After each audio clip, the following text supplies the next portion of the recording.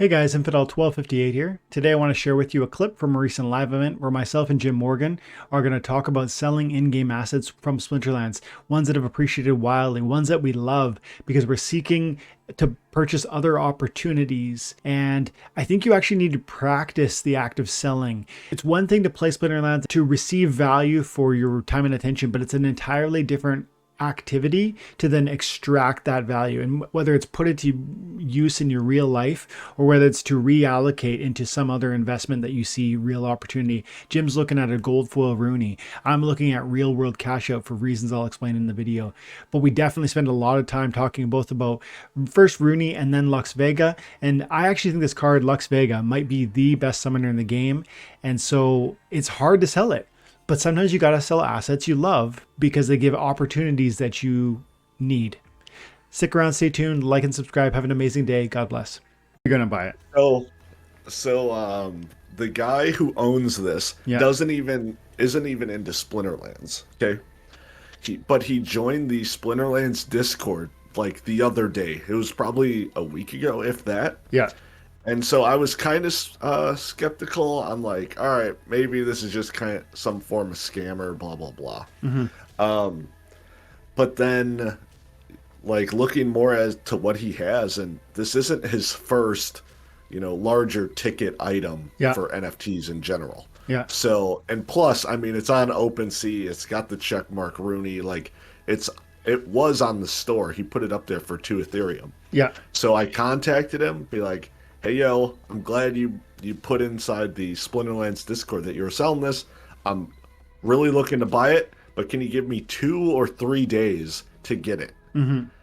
And he's like, if you're 100% going to buy it in 2 to 3 days, I'll remove it off the store for you. So I'm looking for Friday night at the live stream to buy the Gold Foil Runi that I've been talking about for a couple months now. Nice. That's really great. First of all, it's a sick one.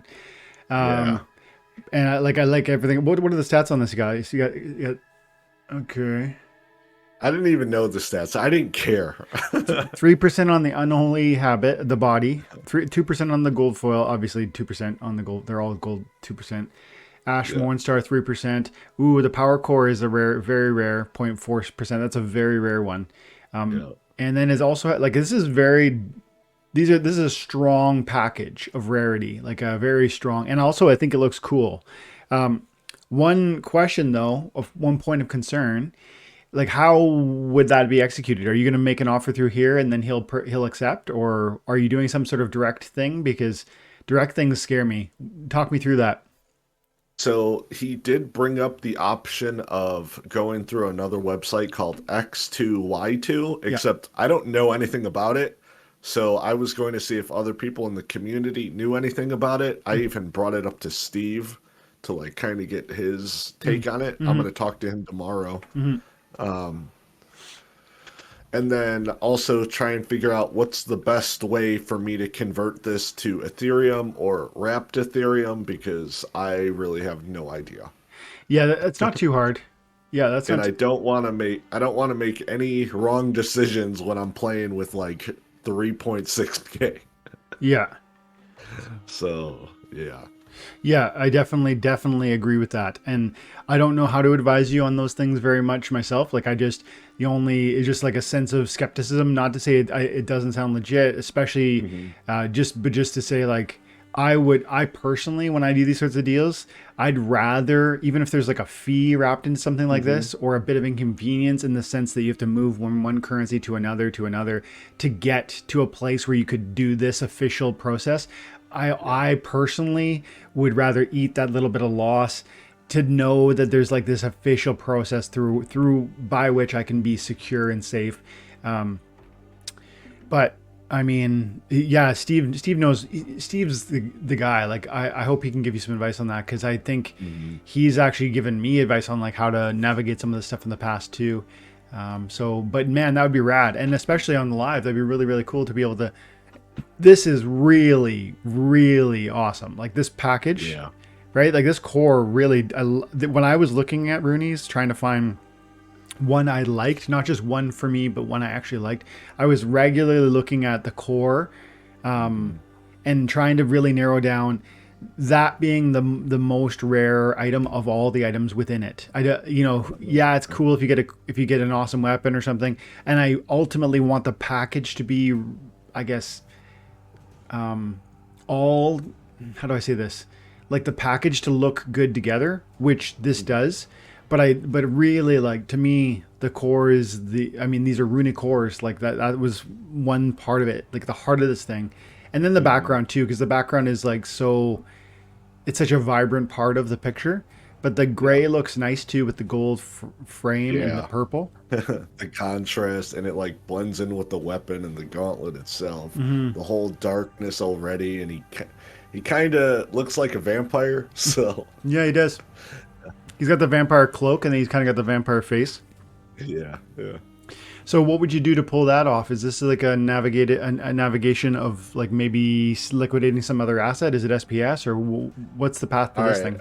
So I was trying to figure that out. It's just SPS. I won't have it soon enough. So earlier when I brought up I might be selling Lux Mm-hmm. to be a part of it, I think I might have to. But Mm. on top of it, I have gotten rid of 2 validator nodes. Okay. What are Now the? it Go on. Go on. now it wasn't something I really wanted to do because I love the passive, and it is ridiculously low Mm-hmm. priced right now. Mm-hmm. But the thing is, I don't know when I'll get another one of these, Mm-hmm. and it'll also be easier for me to buy a validator node when it's most likely still going to be around 1,000 in the foreseeable future. Yeah. What's the node situation? So nodes, like, they cost 1,500 if you buy them through here. I think, right? Is that correct, or am I off? The price has gone up now. Okay. It Uh, goes up per tranche. okay. And so then if we go over here and we look at, do they sell nodes in here? Maybe they do. Maybe they don't. No, it's on tribal decks. Okay. Or Hive Engine. Let's see nodes It's licensed. license. License.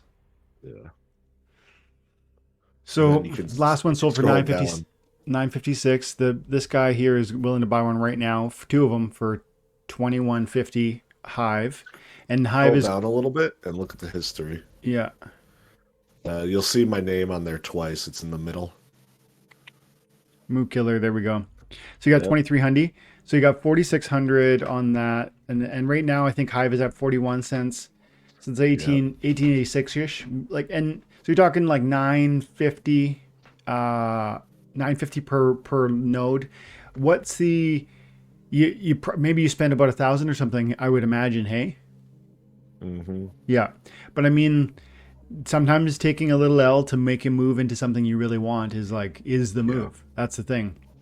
Yeah. Because I got the first one day one, and then second tranche was right before tranche one rotated out. Yeah. So And then I guess you could weigh against whatever loss you have, I guess, put on the paper on the books in by selling it at that price. Has to be that loss has to be weighed against the benefit of having carried the SPS benefits and the voucher benefits over that period of time.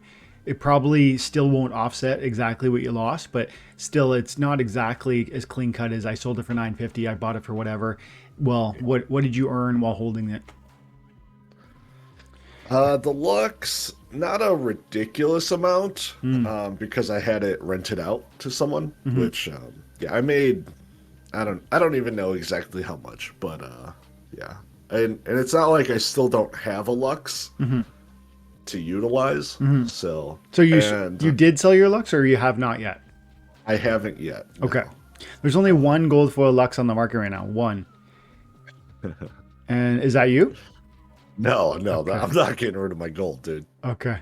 That's what I thought you were saying. But yeah, I see over here you're one of the competitors. But look at this, guys. Let's talk Lux then, because you're saying this is on. You haven't sold it yet. It's in here somewhere. Yeah. You're looking to sell. There's a bit of bidding, or let's say sell I pressure. haven't even listed her yet. but Okay. yeah, go ahead. There's a bit of sell pressure coming along in this Lux regular foil, because it was at 1250 the other day, and I came in and I listed mine for 1,200 or something like that, trying to undercut. And then whoever was fighting with me went and listed lower right away. And I said, okay, that's fine. Like, you can win. I'm not desperate to sell my Lux. I want, if I sell my Lux, I'm gonna regret it. Except, well, not regret. That's not the right word. If I sell my Lux, the price needs to be where I want it to be. I'm not going into some sort of bidding war with someone. And I thought, man, if I could get $1,200 for this thing, I'd be, that's, I think it's in the neighborhood of like probably 3 times what I paid for it, all things considered. Because you remember, I got a bonus from attending Splinterfest, or a discount rather, and so, and then I think I had one from I had two from Splinterfest attendance, because I bought two entrance tickets, one for myself and one for my buddy Mike, and so I bought both of those, and then I sold one of them, and I immediately bought another on the market, if I recall correctly. So I have had three, and I think I sold those all. The first two I sold for profit, like, because my cost in was able to move out, I was able to liquidate for higher than my cost in. But now this is like still probably at least 2.5, maybe it's 3 times what I paid, and I'm thinking if I could get 12, I'd be happy. But I said I'm not going to fight for the lowest number, so then I just go ahead and list for the lucky number 1258, and we'll see what happens. But there's 4 people ahead of me, and then Jim wants to list, so there'll be 5 people competing for 5 people ahead of me. Plus there's 2 here, so 6 people ahead of me. But interestingly, there's only 8 of these cards on the marketplace, and I think this is probably is this the best summoner? This might be the best summoner. Yes. Talk to me about that. There is no summoner you can use more than this card, and it's good in majority of those matches. I think that's it. That's the concise, way to put it. It's not that it's better than Kitty, head to head, but it's that this card, first of all, Kitty is 4 times as much money. Second of all, this card is, applicable in every single match and context. That is very meaningful, whether you're in Wild or Modern, right? This thing's available in Modern, isn't it? Newer promo cards are Modern, are they not? Yeah, this is Chaos Legion.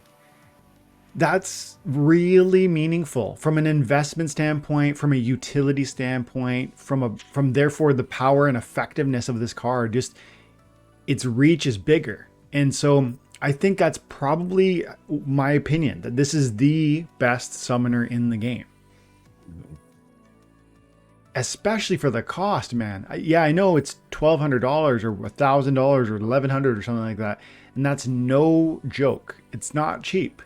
But man, what would you put against this? Like, you could say Kelly or Frendel is pretty much the same thing, and it's a lot cheaper, sure, but that's a water summoner, not a neutral that goes with every single context and every single game mode and every single tournament. That's this card, and it's in the reach and capacity for it to be useful for you across the most number of games is far greater than any other Splinter, except for perhaps Dragon. And I would argue this neutrals are even more applicable than Dragon, because to have a Kitty be playable, you actually need that Dragon Splinter. Yep. There's just one context this is not useful, right? Yeah, it's what is it again? Can't use no neutrals or whatever. Neutrals is specifically for monsters, I think. I think you're thinking, let's have a look here. Gameplay, rule set. I think it's the no neutrals. Because... Oh, no, it's legendaries. Oh. Lost legendaries, because that also counts. Oops. There are no lost legendary monsters. Monsters may not be used. Oh, okay. This was the one I was confusing. Okay. Yeah. So can't use neutral monsters nor summoners, and then you can use legendary, or can't use legendary monsters, but can use legendary summoners. Okay. Yeah, so it's a neutral one. And check Little League. Oh yeah, maybe Little League, because the 4 only monsters and summoners that cost 4 or less, so you can't use it in Little League. Which is why I ended up picking Quicks over Lily, because Quicks is 4 mana, So the off chance that I get Little League and I can use Dragon, I can still use Quicks when you wouldn't be able to use Lily. Mm-hmm. What's the rules? Where's the one where Rise of Commons, Neutrality. only common and rare monsters? So you're good in this one. Yeah, the neutral one. I'm trying to see that one. It's like I honestly don't even know what it looks like. I I think I can picture it, but I can't see it. Oh, Anyways, oh, it's the color wheel right next to Sneak. that's right. Yeah, neutral monsters. Yeah. So the only one it can't be used in is Little League. The Yep. only exception to this, to the applicability of this amazing summoner. So $1,100, is that a fair price? Then and then it's also, I think it's pretty rare, isn't it? Like how many copies? 10,000 copies. Legendary summoner. Let's look at some Oh other. no no no, that's total BCX. So it's 1,000 copies we're You're making. right. You're right. So there's 1,000 copies, and we go. It's tricky to compare because if you look at other legendary summoners, even more modern ones, let's look at like Quicks, for instance. There's 300,000, which is way more. Whoa, that's like way, way, way more. Mm-hmm. Holy cow. Is there anything like, I mean, I think, are we looking at, are the comparables Check Lily. 16? How many did we see on the Lux? 10K. Yeah, it's 10,000. 10,000 BCX. And that's total BCX. Yeah. Yeah. And they're also all at that max level, which is, I don't know, it's also, it's both a good and a bad. Like some people, it means you're not appealing to silver or bronzies probably, but Mm-hmm. you know, they probably don't have the money to drop a 1200 on anyways. They're like, it just feels like, for one, it's powerful. Two, it's like broadly applicable. Three, there's actually a lack of copies. And so I think in the end, 1,200 or 1,100 or even 1,000 is going to be a deal for that, for a card like that. But I just feel, so what, then maybe it's like the conversation shifts into, well, then why, Dwayne, would you sell it? And for me and Jim's told you why he would sell his, because he's got kind of a path to something he really wants, and he already has a gold foil, by the way, of the same card. But for Yeah. me,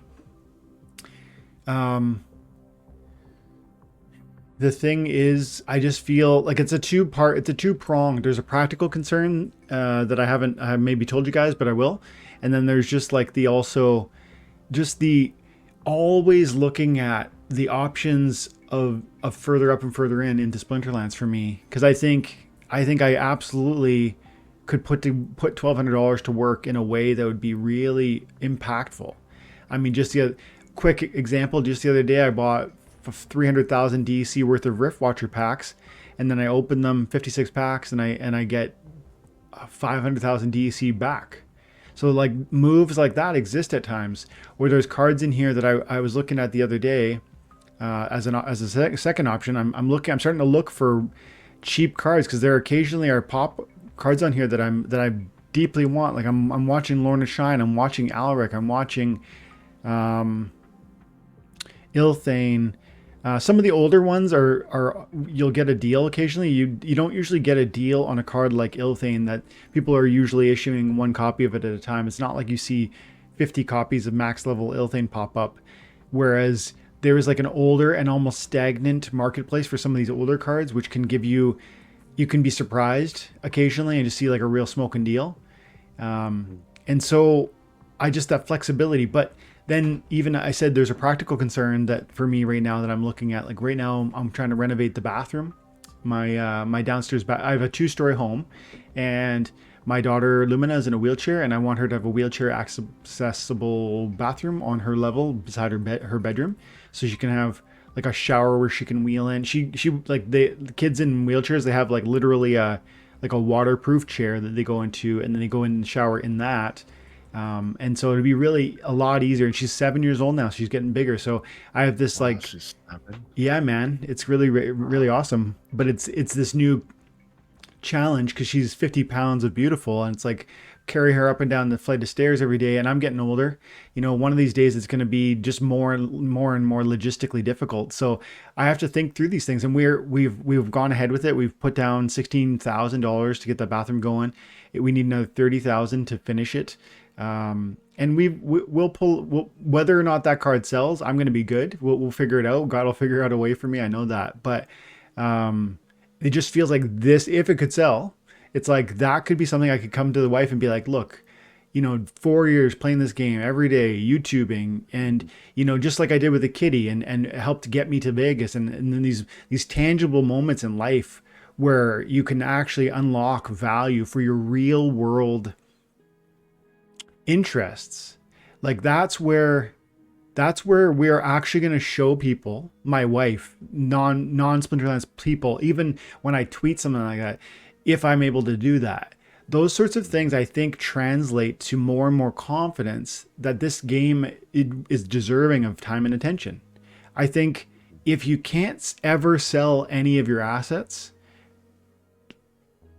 you'll never sell your assets. Like that might sound like obvious, but just think it through. Like step back for a second and ask yourself, would I ever sell any of these assets? Have I ever sold any of these assets? And if you're just a collector, that's cool, but the bull market will come and go. The next bull market will come and go, and you'll be a collector with an amazing deck. But will you have taken certain moments, even if you don't want to sell it, because the collector in you wants to hold on to it? Can you take that step and say, you know what? I want to realize some sort of profit here. I want to realize that this game has actually helped me. It's not just been a time sink. Otherwise, it's just like any other game. It's not giving you any meaningful rewards if you can't take some off the table. What do you think about that, Jim? Yeah, it's definitely true. Because otherwise you're just sitting on it, you're waiting for it to compound even more, and you're just hoping that it goes higher and higher until that day where it starts to drop a little bit. Yeah. And I learned from Steve during the last bull run, you guys, you have to take some money out when it's popping, and whether it's for real life stuff or you want to move it over to somewhere else, but getting used to taking out some value to help you out in the world. I know not everyone is in the best place, so being able to do that, that's what this game, or that's what blockchain gaming or crypto is there for. Mm-hmm. It is there to be an asset. It is there to be currency for you to utilize. And as of right now, not a lot of stuff is there for like a metaverse or something along those lines. So taking it out for the real world is something people should be looking into, not just stockpiling until it's like, all right, I'm just done with this game and I want to sell everything. Mm-hmm. And if you were to try and follow the path of like, how do I say that? You're thinking to yourself, I'm just going to enjoy the game. I'm going to collect. I'm going to play. And one day I'll exit fully. I think you actually need to practice exiting. That's my first point. But then also, how easy will it be to exit fully at one day in the future? Because I actually know you guys have seen in Discord and you've heard and read comments below, something becomes a deal breaker and people get upset and they're salty about proposal X or conversation Y or developer choice Z, and then they're like, that's it, I'm out of here, I'm selling all my assets. Like, good luck selling all your assets, like especially once you're salty. Like you need to actually practice that slowly. And that doesn't mean that, and you don't even do it necessarily out of, first of all, you should never act out of like, hey, I'm furious, I'm going to go make a choice. But then also you should never act out of, man, I love this, I believe in it, it can never go, I need to hold everything forever. Like that, there's this narrow path, I think, in the middle between collector that will never let go of anything and like guy who wants to get rid of everything. I think a path to really amazing success and longevity in a space like this is if you can take a little off the table occasionally, practicing that process, and then maybe you even use that at times to just amplify what you're already doing. For instance, maybe if you had something like that, like a Lux, like Jim's doing, actually Jim's situation is different than mine. Jim's like, sell these things I like, buy something else I like more. Mine's like sell it and take it all off the table. But I think both are strategies that you actually need to practice. And there's a lot of good comments in the chat talking about how powerful Lux is, and I totally agree. I love that you guys, that you guys see that, because frankly, at $1,200, I think, like I say, I think it's in that conversation for the best in the league. And you're way, it's way cheaper than, like, for instance, a llama. It's way cheaper than a Jotun. It's way cheaper than a kitty. And yet I think it's offering far more than those. In fact, I would argue definitively it is. But what else I saw? Elistios did kind of a little bit of pushback. He goes, wow, Lux plus 2 validator nodes. Not sure how much of a good idea that is, but hey, you do you. And he went on to say, Lux is the kind of card that will keep and gain value over time, while validator nodes are your SPS printing machine for when SPS stops being given away. I think these are true points, but then he asked the question, is Gold Runi make a difference on land? It would, but also, Jim, you're building like a gold foil deck, are you not? Yeah, 100%. And it's not going to be 100% complete, but yes. It'll be a strong gold foil deck because he has a gold foil Lux, and he's he will achieve a gold foil Runi. Those are going to be two very rare gold foils that are going to separate the men from the boys. I think, Jim, you're going to have that'll be a very great start. And as a comment on how good of a start that could be to building a really successful deck, just those two cards. Deus talked about, was it Deus? There was a comment in here. He goes, my altcoin is in diamond with just Lux and reward cards and doesn't even have a dragon summoner. Wow. And so I really think that this card is very particularly strong, and yet I would let it go if the right price came along, because there are considerations beyond this card is awesome, I love it. That's not the only consideration. That's part of the conversation. And then there's other things to it.